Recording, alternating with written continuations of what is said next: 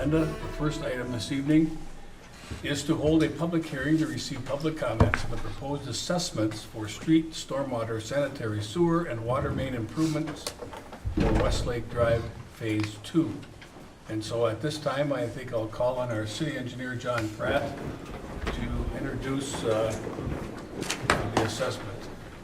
Thank you, Mayor and Council, and thanks. Time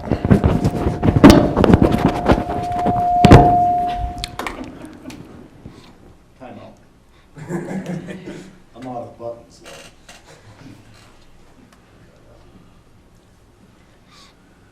That better? Okay, sort of.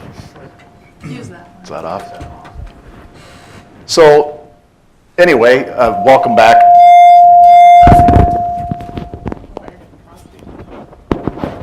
Try that handheld. How about that? There. So welcome back to most of you. Most of you have heard this presentation in some form or another. The intent tonight really is, rather than the past meetings where we've talked about the improvements and which side of the road and how wide things should be and all of that good stuff, the intent tonight is to talk about the proposed special assessments that are pending for this project. So we'll go back through a lot of the stuff that we've covered before, sort of the existing conditions, what the proposed improvements are going to be, and then we'll get into the estimated costs, the special assessments, touch on briefly if the project were to move ahead in construction, what some of those things would look like. But ultimately, we're here tonight to talk about the special assessments and answer any questions that you would have regarding those, and they were all mailed out to you here within the last couple of weeks. So as a reminder, this is the Westlake Drive project, Phase 2, which is from County Road 6 to the Pelican River primarily. We also have a little chunk of County Road 6 that we'll be doing with this, just up to the bridge. A little background, getting everybody up to speed. This is a joint project with Becker County. This thing has been on and off again, I would say, for the better part of a decade, probably more formally in the last 10 years or so. And it really started with property owners asking the city to look at improvements or options for improving the sanitary sewer situation on this portion of Westlake Drive. So we held some informational meetings in 2017, and then in 2018, we got some feedback about potentially expanding the project scope if we're going to go up there and rip half the road open to put the sewer in, maybe doing some street improvements. And long story short, this project has really evolved over the course of the last 5 years to be what we would call a full reconstruction. Some of that has to do with enough time has elapsed where this moved up on the county's capital improvement plan, where they were planning to do some roadway improvements, so that made it more feasible to look at, well, what else should we be doing or incorporating when we do this and sort of get the best investment we can through here. So at this point, we're looking at street improvements, sanitary sewer, water main, the trail improvements, and some stormwater improvements, which, like I said, is really a pretty comprehensive project.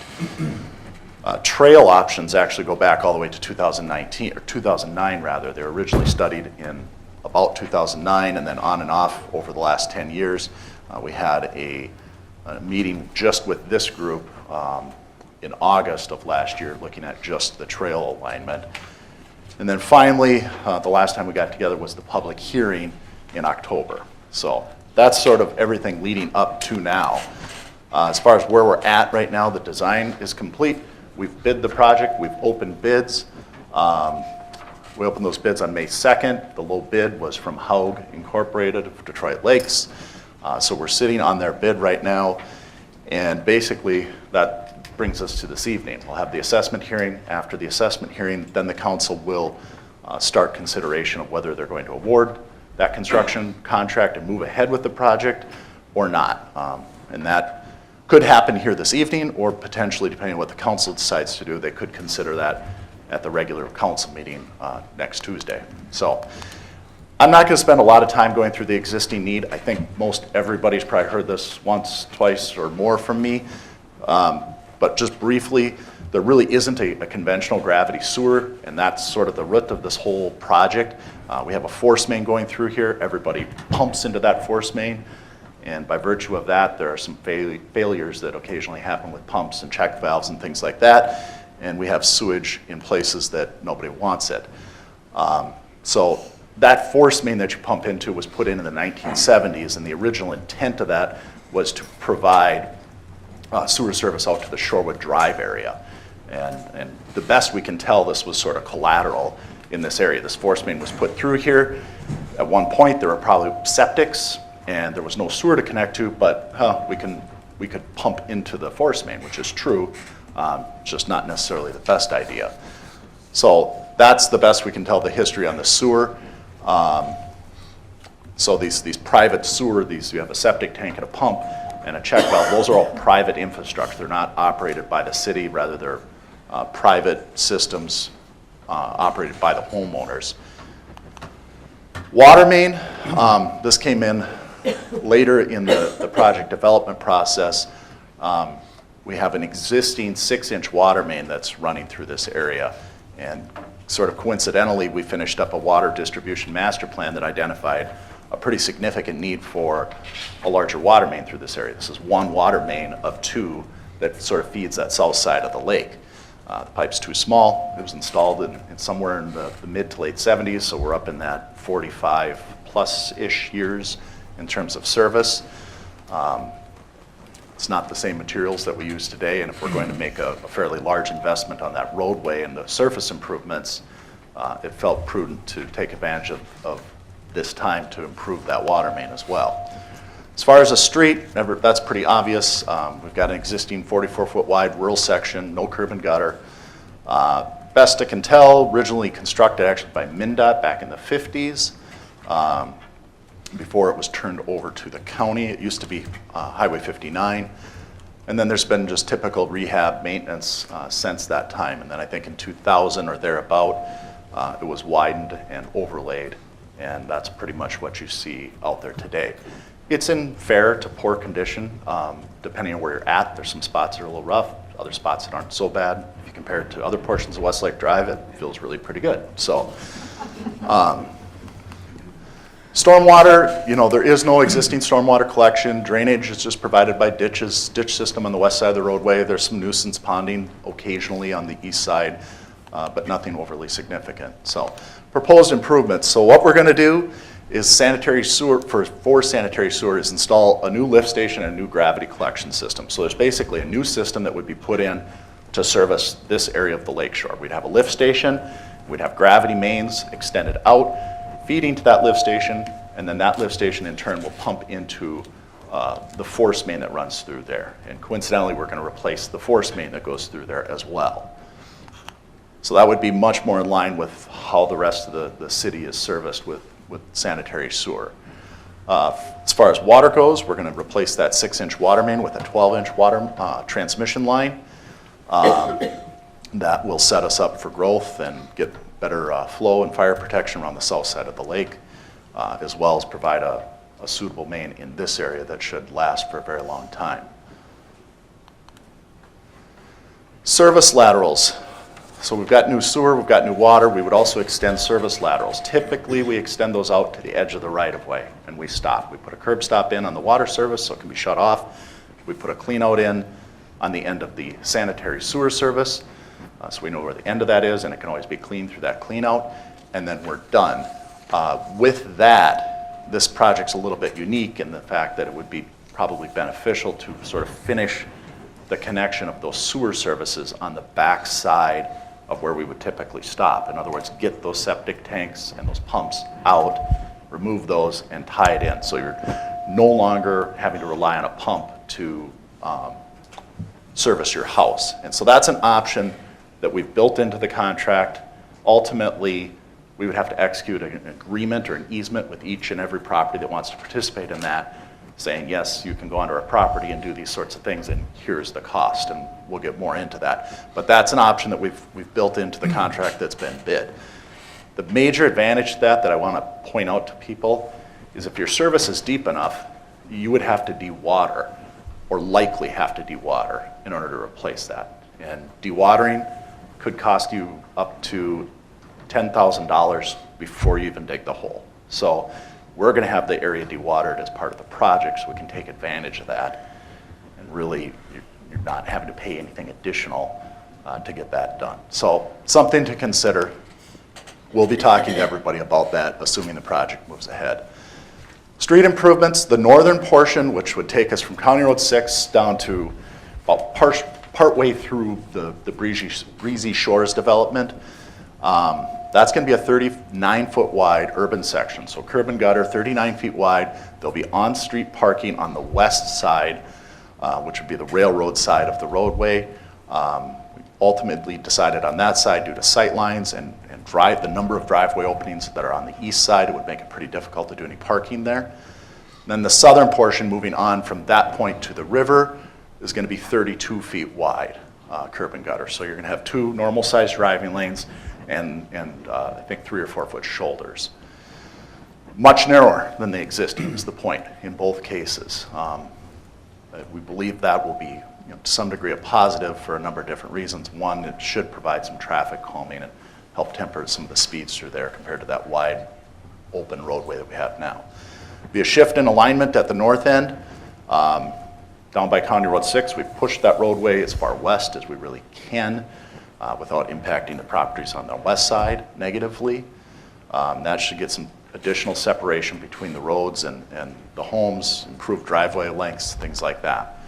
Stormwater, we'll collect it in the curb and gutter. It'll go into a storm sewer system. That storm sewer will discharge to the existing ditch between the road and the railroad, and ultimately that goes to the Pelican River. And then we will have a 10-foot wide multi-use trail, a big concrete surface on the east side of the road, so the lake side of the road. And then we'll have a 5-foot turf boulevard between that trail and the curb. So there'll be a strip of green space between the trail and the curb. A couple things on construction. I'm probably getting ahead of myself here, assuming this moves ahead, but this is going to be, no doubt, there'll be some challenges with access during construction, but it's nothing we haven't contended with before. We'll detour the through traffic. We will have it staged such the contractor generally has to provide access to you whenever they possibly can. If they can't, we'll work with you, provide some advance notice, things like that. It is also possible that the other portion of Westlake Drive from County Road 6 to Legion could at some point be under construction at the same time. So there's a lot of things at play here, and as that picture becomes more clear, I'll be able to provide better information as to where access is going to be provided to and from. We will likely have to suspend work for about a week over the WeFest period. They really have to have that. There's not really another way for them to operate other than be able to provide traffic out there through here. So what that will look like will depend on where we're at with construction at that point. But we have provisions in the contract for them to stop work, place some calcium chloride if we have gravel, place chloride on the road to help with dust and things like that for that week, and basically just stop work for a week and allow that to happen and then resume work. So we'll do more communication as we get closer. We've done progress meetings. We'll probably do some sort of a kickoff meeting or a newsletter. We'll be out knocking on people's doors and talking to them individually about things. So there's a lot to come, assuming we move ahead. Also needing to work through getting a few temporary easements for the project, and from anybody that wants us to make that sewer connection on the private side of the home, we'll need to get those. As far as schedule, I think I've kind of outlined most of this. We would look at awarding the construction contract either tonight or at the normal or the regular city council meeting next week. And then beginning construction sometime in that, hopefully that mid-July timeframe. I think that's really about as fast as we get anything off the ground. By the time we award contracts, the big issue right now is getting materials. There's a lot of lead times on getting products that we need to build the road. We've already bought some of those, but there's other things that we'll need to get started. So what everybody is here for, as-bid project costs. We usually post this, just FYI, on the city's website, so don't feel like you have to write too feverishly. This is all the different components of the project. Obviously, the street cost being the large one at $1.1 million. Some of the other large ones, sanitary sewer systems, about $442,000. Water mains, about $700,000. between lift station and force main costs, we're almost $900,000 for all of that.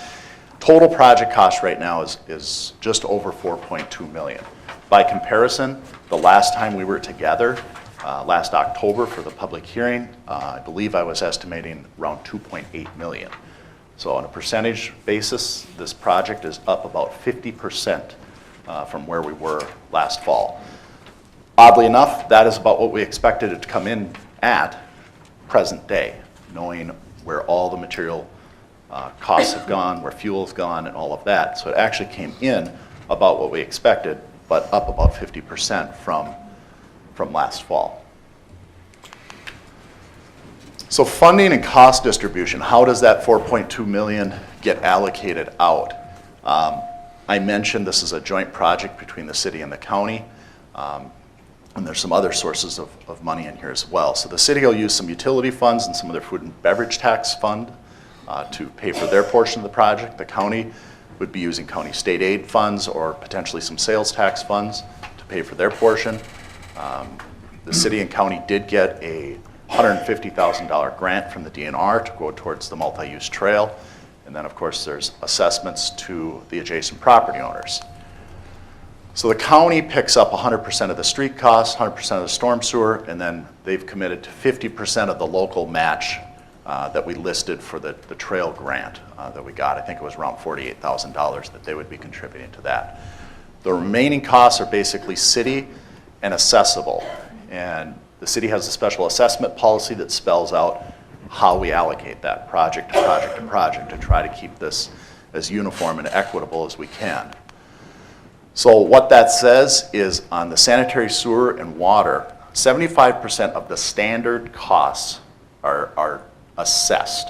And a standard water main is an 8-inch water main compared to the 12-inch water main that we're putting in. So you pay for that 8-inch main. A standard sewer main is an 8-inch sewer main. The city assumes any of those oversizing costs, like I just mentioned, that increased cost for the water main to go from an 8 to a 12, they assume that cost. We calculate that. Any looping, non-accessible areas, and then that remaining 25% ends up being city share. Service laterals are assessed at 100%. So any of the sewer water services that we extend from the main out to your property, 100% of those costs are assessed.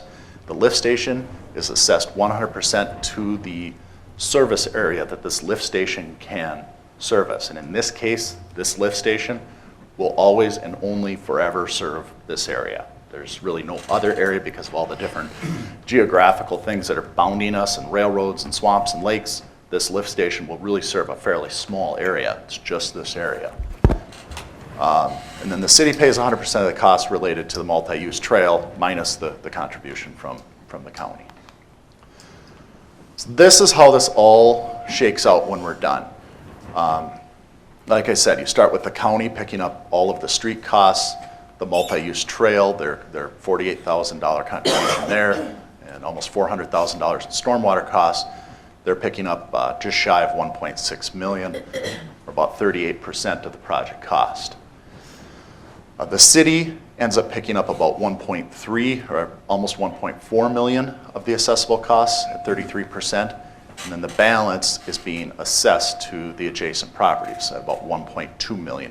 So again, a point to make here is, yes, special assessments do cost a lot of money. I don't think there's anybody that would deny that. But ultimately, about 29% of the project is being assessed compared to the overall cost. So how do we allocate that $1.2 million? Again, the special assessment policy tells us how to spread that out. Basically, the costs for each of those different components are divided out by either foot or by area or by each to determine a rate for each one of those. So sewer and water is assessed on a front footage basis. So we take the cost for each of those, we look at the assessable footage or the frontage on this project, and divide it out and come up with a rate per foot. So the footage is always the short side of the lot, or the side of the lot abutting the improvement in this case. If it's an irregular shaped lot, we look at doing an average width on it, and that gives us that cost per foot.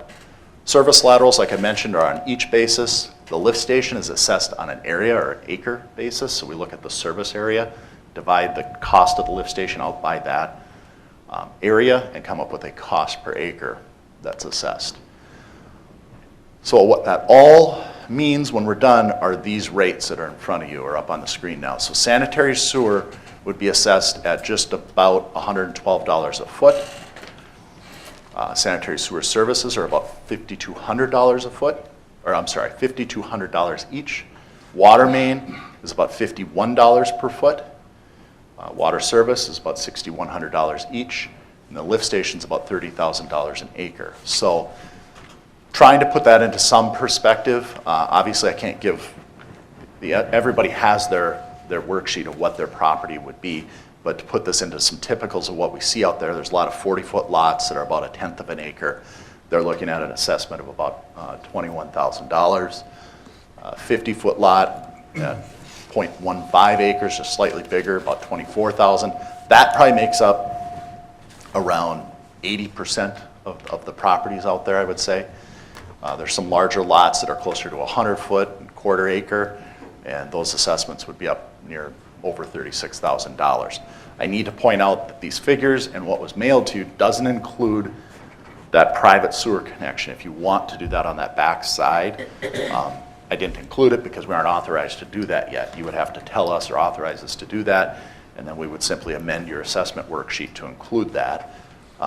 Those would cost, for the residential properties, right around $4,000 a piece. So, terms and conditions, assessments are levied against properties. They would be levied starting in 2023, so they would hit your taxes, assuming you don't pay anything, they would hit your taxes in 2023 over a 20-year term at an interest rate. Heidi, do you remember what we were doing on this? I guessed. Question, let me look it up real quick. That's fine. So she'll get that, but at an interest rate probably around 5%. You can prepay all or a portion of the assessments just like any other loan or financing that you've had, and that'll obviously reduce your interest rates over time. With that, I am done with the presentation here. Okay, so here's how we're going to proceed. I'm going to allow plenty of time for you to make comments, but let's open it up at this point just for questions. Do you have questions for John on the presentation?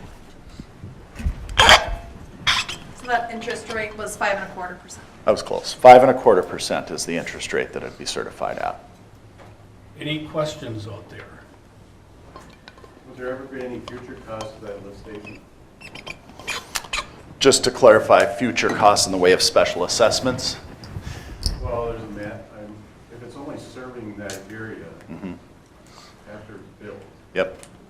who funds it? Well, it's funded through your rates. So in other words, what you pay for sewer and water would pay for the operational cost of it. And our policy, as it stands right now, let's say 60 years from now it needs to be replaced or upgraded or something like that, we do not assess for that. This is a new lift station, so it gets assessed. After that, it's paid through your user rates. Am I correct, Vernell? That's correct. Okay. Long way of saying no, I think, Jeff. Other questions? Go ahead, Brad. John, tell me, you mentioned some green space on the other side of the trail.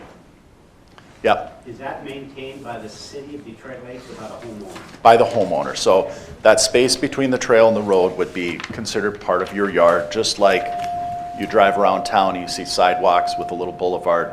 Those homeowners mow that, same thing. Yes, go ahead. With regard to the current road that goes through to the shoulder, where approximately would the bike path be if it's going to be on the? Sure, sure.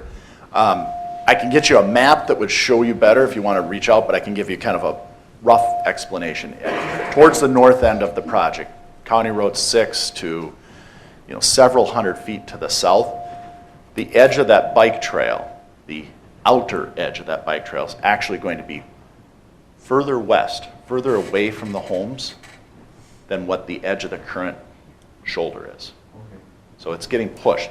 That distance, as it starts, is quite large. It starts to narrow. By the time you get down to about halfway, kind of starting to get into the curve, that starts to come back to about where the edge of the shoulder is. Further questions?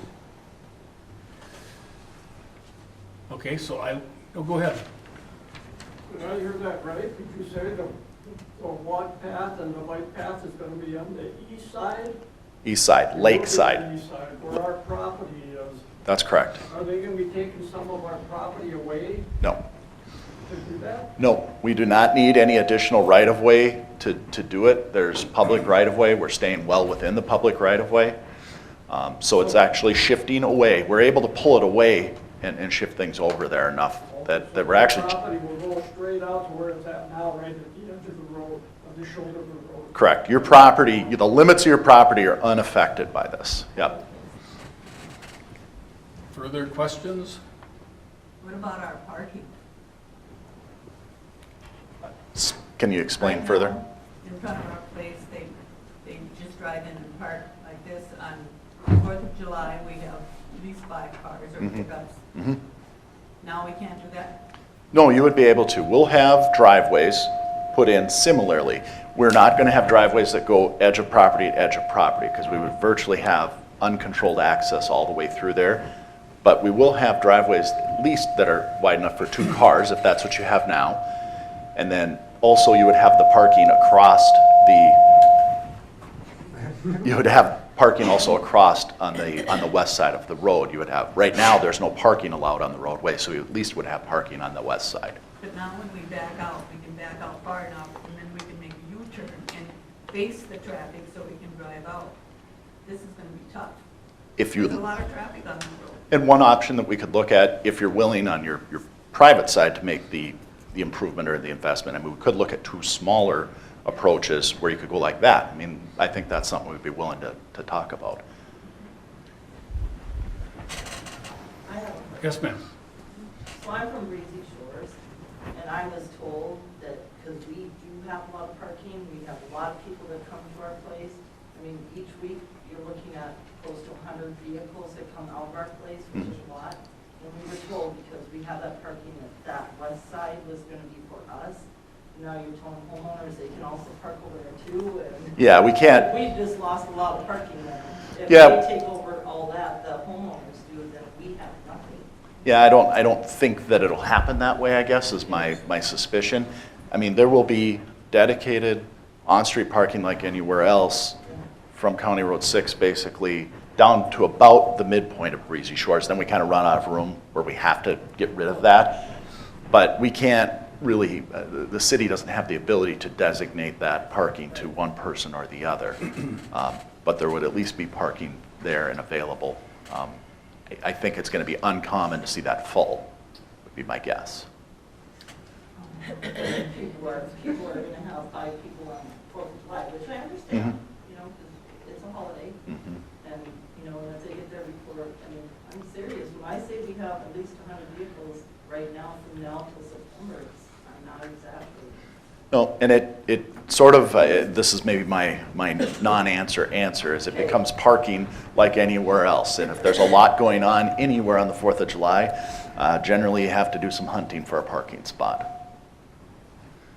Jeff? So I got property on the west side and the east side, so I've got 2 hats.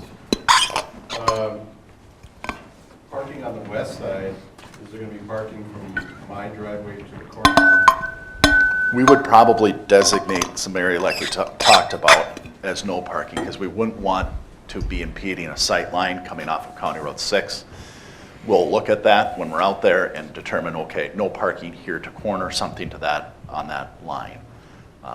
You know, we're not going to eliminate it unnecessarily, but if it's causing a sightline issue, which I think, you know, if you were parked all the way back to the corner, it could, we would at least restrict it in that area. That would be my opinion. Jim, the county engineer, is here too, and it's his roadway, so. Agree? I think we currently have no parking past that residence now. Yeah, right. Yes, sir. That's, last August, we brought up the issue that the speed limit from County 6 to the Pelican River and probably beyond is 40 miles an hour. And the city person that we were talking to said they were gonna look into it to see if they could decrease it, and it's still 40, so is that going to be decreased now that you're going to redo the road and everything? I, again, have to defer to Jim if I get this wrong, but I think our intention is to knock the speed down in this area down to 35. Yeah, okay, that'd be good. Further questions? Yes, sir. You indicated that the cost to attach the sewer to the private lines coming out of the home would be about $4,000 in addition to the assessment costs that were up there. Correct. Is there an additional cost for the water line as well? No, because with the water, we will stop at the property line. There's really no reason to go any further unless you have a very old substandard water line, in which case we could look at that, but normally that's the property owner's responsibility to finish that, if you will. The only reason we're doing it on the sewer is all the circumstances of why it makes sense to do that extra distance on the sewer, because it would collectively save Yes, tens I of understand. thousands or hundreds of thousands of dollars. All right, thank you. Yep. Go ahead, Is there Joe.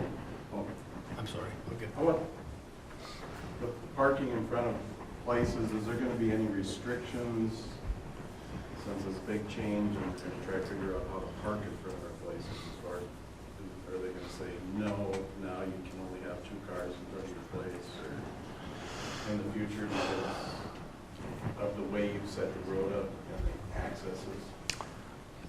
Not that I can think of, but I might look at the city administrator here too to see if, I mean, it's always hard to answer a question sort of forever. The council or the county could decide to do something, but I'm not sure what would prompt that in this case. Trying to understand the question is about parking on the road, because there's no parking on the roadway.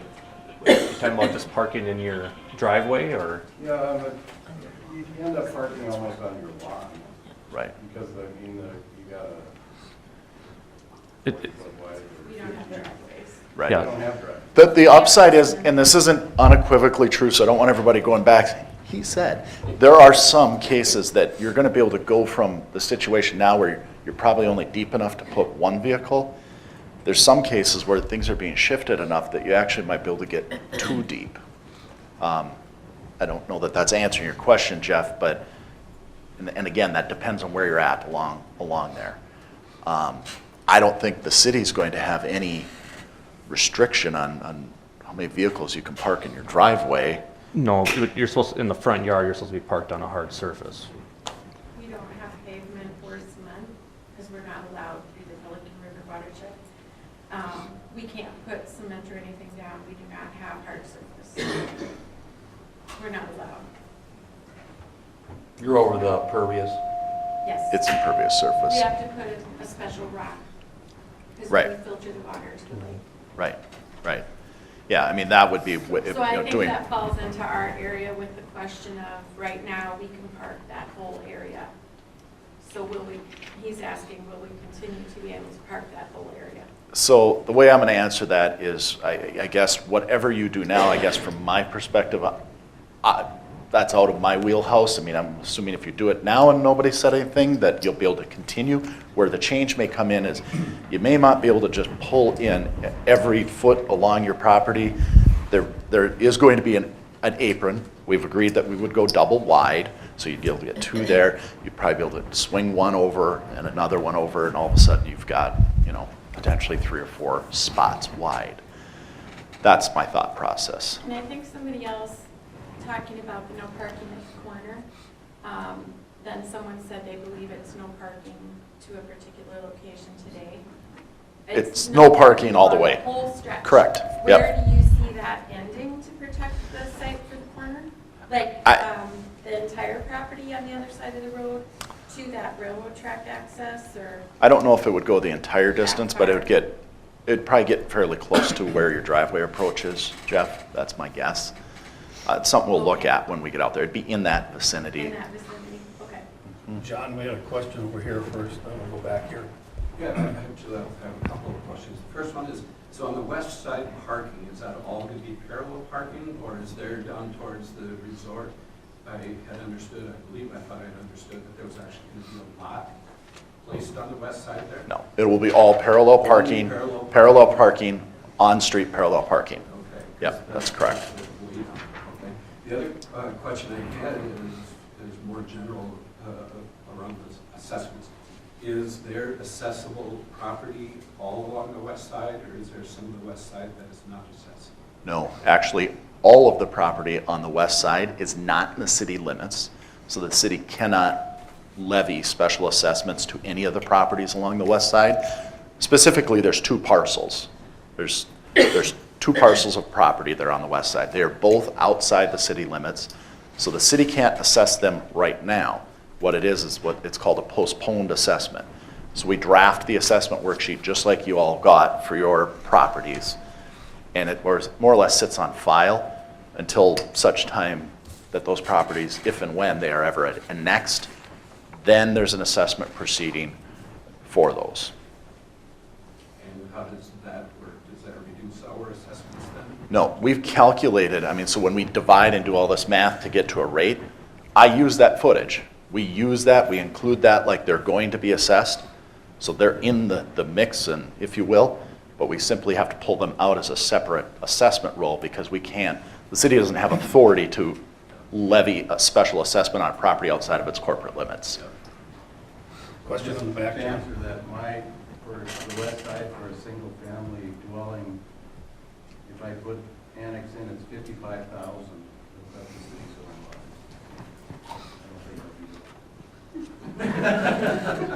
There's a question in the back, John. Is the new road grade elevation going to remain the same, go up or down with the storm sewer? I know that like my property is actually lower than the road currently.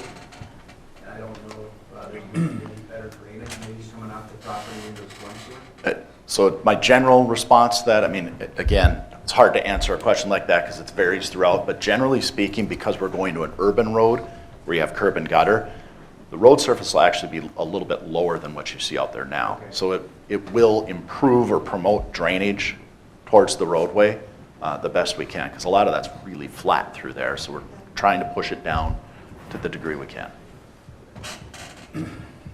Anybody else have a question? If not, I would open it up for any comments that you would like to make regarding the assessments. And if you do want to make a comment, would you please come up to the podium and state your name and address for our minutes, please? Anyone? Okay. Nobody wants to make a comment, then I'm going to close the public hearing. Mayor, just want to point out we did Oh, I'm receive sorry.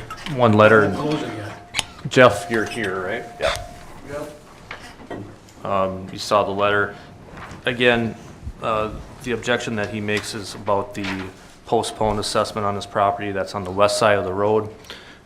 Actually, that assessment roll is not formally being adopted as part of this process. But I also have to deliver maybe some bad news is that that $55,000 number was actually absent any type of water assessment. So those two properties on the west side, if you add the water assessment, his assessment, based upon these calculations, would go from $55,000 to $71,000. So again, these are postponed assessments. They're not formally being adopted, but that would have to be considered at a later time. So just to be clear, the rest of the folks are not picking up those portions. The city's actually going to We'll carry those eat costs. those until at some point in the future, correct? Correct. So, I got a question though, if I put a well and a septic system in, and then the city annexes me in for some reason, I don't have to hook up to the city. Yeah, I can try. Burnell might have to help me through it. We have a policy on that, Jeff, whereby if you have a newer well or septic and you're annexed in and services are available, you get a certain number of years to live out of that well and septic before, you don't have to connect, but you're going to start paying your assessment for it, okay? You don't have to connect necessarily, but you'd have to start paying that special assessment, is the way it would work. I can't remember the number of years for now. Was it 7? If it was 10 years 10. of non-failure of the system, whichever happened. So you'd get 10 years out of it. I'll be dead. I hope not, but But you do have to connect after. After the 10 years, you do have to connect. So, Mr. Phillip, what, you propose that we look at adjusting your postponed assessment to somewhere between 37,000, which is on the high end of the assessments, and 18,407? Is that? I'm looking at it as somewhere between there because it would be it's a single, I can see if somebody put an apartment up there or 4 houses up there, or 3 houses, you could split it out, but 75,000. What's the highest the city's ever assessed somebody to hook into city sewer and water? In the history of the city? Hundreds. I mean, it just depends. I mean, Single family dwelling. single family, I couldn't give you a number, but You know, to me. I don't know is To the me, answer. since we're sort of going to carry this indefinitely, I would not be opposed, I don't get to vote, but I wouldn't be opposed to lowering his postponed assessment down to 37,286. So I don't know if there's any, I'll back you up on that. Yep. so if we decide to do that, Kelsey, do we need a separate motion? You know, I think I would. You know, the resolution that's in the packet, you know, references Roll A, which pretty much everyone in here is Roll A, which is the immediate assessment. There's only 2 properties on Roll B. So again, it's procedurally, it's a bit interesting because you're not adopting the assessment for Roll B tonight or next week. Really what you're doing is, at this point, you just be amending the worksheet. So maybe I'd keep that as a separate motion from adopting Roll A in the resolution. Okay. Did that include the water that you were, I mean, would that 37 include the sewer and the water, or just the sewer? Yeah, I guess that'd be my thought. I mean, the rationale behind this is you represent, that's the highest that anybody else, certainly your property is the largest out of all of them. So, yes. Okay. So now I'll close the public hearing and I'll put it to the council if the council has any questions or comments. And I would also, at some point. Is it still I'm possible sorry. to ask a question? Sure, go ahead. Clarification on what just happened? Yep, Do I understand that an assessment went from roughly $55,000 to $36,000 because you requested it? it's a postponed assessment. Right, it went from 55 to 36? That's, And we made, Could I ask you to postpone my assessment and drop it from 50,000 to 20,000? unfortunately, you're in the city. How can I do that? well, you can ask. Would you do that, please? I don't have the authority to do that. All right. So that would be a council decision. Charlie, did you have something? We're not, the assessment roll B is not being levied. Right. Okay? I mean, it's suggestions on paper at this point. What we're doing is talking about assessment roll A. We cannot assess the properties that are identified on B because they're not in the city. And when and if they come into the city, there's going to have to be a separate new assessment process, at which time those assessments could be adjusted or not be adjusted, depending upon what the situation were at the time. So I don't know that it's profitable to debate what the adjustment should be on B until those properties actually become assessed. And they're, again, as you said, they may or may not ever be assessed, but assuming that they are, we're going to have to go through that process at the time, and the landowners in those, for those properties would have the right to object to the assessment at that time. That makes more sense to me, thank you. Okay. Discussion by the council? That's what we pay them for. Well, I have to agree with Charlie that I think we should, who knows when this is going to happen when that part gets to come into the city. And, you know, it could be 10 years, could be 30 years, and these costs are all going to go up with inflation and so forth. So I think we should, like Charlie said, that we should wait until the time comes when that is coming in to determine what the actual costs are going to be on this. Yes. Further comments from the council? If not, I would entertain a motion from the council. So moved. Second. So I've got a motion and a second to adopt the assessment roll as presented this evening. Assessment roll A. Assessment roll A. Is there discussion? Just a heads up to the council, this requires a Two-thirds two-thirds vote. vote, and we only have 6 of us here. So we would need all of you to, We need everybody. we need everybody to be in favor of the motion if it's gonna pass. I'm just giving you a heads up, so. I'll call the question. All in favor of the motion, say aye. Aye. Opposed? The motion carries. Thank you for attending tonight and your politeness, and we appreciate it. Thank you. So the second item on the agenda is to consideration to accepting the bids for Westlake Drive Phase 2 and awarding the contract to Haug Incorporated for $3,393,286. I would make a motion, I would award the bid to Haugs for the amount of $3,393,286.51. Second. Motion's been made and seconded to accept the bid from Haug Incorporated for the Westlake Drive Phase 2 project. Discussion? All in favor of the motion, say aye. Aye. Opposed? The motion carries. The third item on the agenda this evening is consideration to a cooperative agreement for reconstruction of County State Aid Highway number 22 with Becker County. You want to just briefly explain that, Kelsey? Yes, you can. John, you want to explain that one? Sure. This is just a fairly standard agreement between the city and the county, addressing our roles, responsibilities, cost splits, et cetera, between the two agencies for this project. There's nothing overly unusual. It's basically everything I just explained tonight in terms of the cost participation is what this agreement does. There was one note, I think the agreement, correct me if I'm wrong, we didn't get that updated.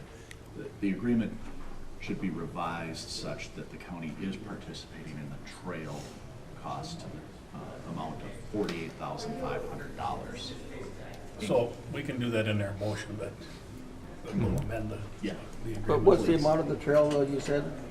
The county's paying $48,500. 48,500? Correct. Right now, it says city's paying 100% of the cost, but actually, the county is paying a little bit. It goes back to when we did the grant application, the county agreed to participate in the local share. So I would entertain a motion. I'll make that motion to join in with the cooperative agreement for reconstruction of the County State Aid Highway number 22 with Becker County, which also would include the advisement of an inclusion with a trail for the amount of $48,500. Is there a second? Second. Motion's been made and seconded to approve a cooperative agreement for reconstruction of County State Aid Highway 22 with Becker County for this project, with the understanding that the cooperative agreement will be modified to include the county in the trail portion. Discussion? All in favor of the motion, say aye. Aye. Opposed? Motion carries. The fourth item on the agenda this evening is consideration of the second reading and adoption of ordinance 491, amending City Code Section 604 regarding transient merchants, peddlers, hawkers, and solicitors. Kelsey or Larry? You wanna- Mayor and council, this was first reading that was done last month, and basically it carves out an exception for an ice cream truck or those vendors who are selling those type of items. Basically, currently the transient merchant license does not allow transient merchants to operate within public right-of-way, and this carves out an exemption basically for that ice cream truck. Okay, I would entertain a motion for ordinance 491. So moved. Second. Motion's been made and seconded to give second reading and adopt ordinance 491 regarding transient merchants, peddlers, hawkers, and solicitors. Discussion? I'd just like to make a comment on this, and, we've had a policy that's worked very well with the food trucks and the ice cream trucks and so forth. And the thing that I'm concerned about is that if we change this now, if we let them have the public right-of-way, these trucks could park virtually right in front of a restaurant that's paying taxes.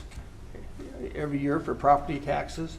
It also could open up where they can go with city parking lots without having requests. I just think that this would be a bad move because, as we know, there's going to be more and more food trucks coming down, and who knows how many more ice cream down the road. But I just think the current policy we have has been working well, and like I said, I'm looking at it as far as concerned with working with the private businesses that are paying taxes year-round with property taxes, and having somebody that works just part-time during the year come in and settle in front of their property. I don't think that's a good move for us to do. So I would be against it. Okay, we do have a motion and a second.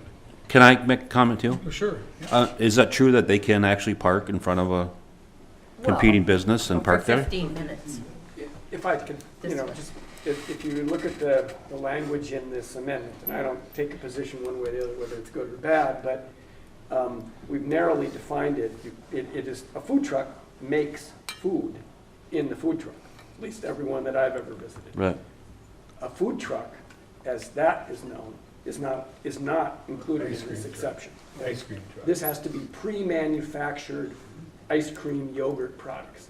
So the idea with this draft, okay, which is that it's narrowly confined to essentially the ice cream truck. I mean, it's frozen yogurt, it's, Popsicles? what did you call them? Frozen Slushies or Frozen flavored water. is frozen what you Right. call flavored them. water. I mean, it's pre-manufactured products. Right. okay? Now, I'm not telling you that you're not gonna get some food truck later on that's gonna want their own exception, but they would not, a food truck would not fit within this exception. Okay, so some companies from another town can't bring cheese curds and put it right in front of the hub and sell cheese curds? Not if they're gonna cook the cheese Not if they're gonna curds cook there. the cheese curds. Okay. Okay? But I'm not gonna tell you that the ice cream truck can't park outside of the Dairy Queen and sell dilly bars. I mean, could they do that? I mean, yep, I guess, although I don't know that there's a parking lot around the Dairy Right. Queen, but, you know. The ice, or in the front ice of the cream hub ice truck's cream. argument, though, was that they will get a move on. You know, they're gonna sell for Right. 15 minutes, and then they're going to be out of customers, and then they have to move the Sure. truck too. If that's the intention, I support it, but I'm with Ron, if some competing business is gonna go in front of our local businesses, I have a problem with But that. again, That was- that's the moving, and I put in there, again, I'm not defending this because I don't Sure. care what you do, but I made them, they can't just move the food truck a foot, right? Right. I mean, they gotta move it, 100 I think, 100 feet. Okay. right?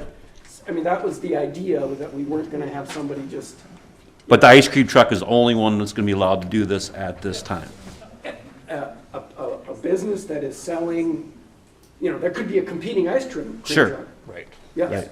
Okay, But that, it would be narrowly confined to what the ice cream truck is selling. sure. Is this a simple majority vote? Yes. All right. Further discussion?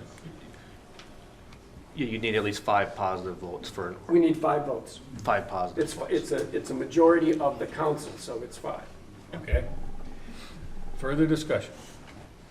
All in favor of the motion, say aye. Aye. Opposed?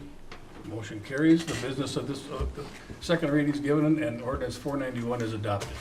The business of this special meeting has come to a conclusion and the meeting is adjourned.